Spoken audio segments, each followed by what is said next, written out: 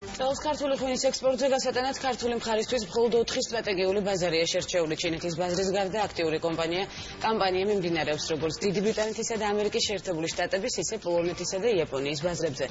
ღვინის ეროვნული სააგენტოს ხელმძღვანელის თქმით, ბაზრების დივერსიფიცირება ქართულ კომპანიებს საშუალებას მისცემს ერთ კონკრეტულ რეგიონზე არ იყვნენ დამოკიდებული და გრძელვადიან პერსპექტივაში რუსული ბაზრის ალტერნატიული ბაზრებით ჩანაცვლება შეძლონ.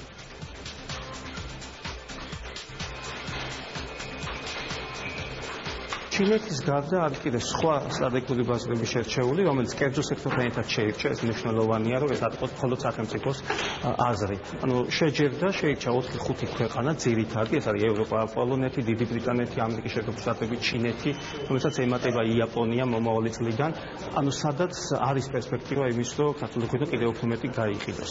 შედეგები უკვე გვაქვს, ანუ ქართული ბაზარი საკმაოდ დივერსიფიცირებულია წინა წლებთან შედარებით და რაც ყველაზე მნიშვნელოვანია, ეს პროცესი გრძელდება. ანუ უფრო მეტი იყიდება სხვა ბაზრებზე და კლებულობს პროცენტული წილი ჩვენი ტრადიციული ბაზრების, როგორც არის პოსტსაბჭოთა ქვეყნების ბაზარი.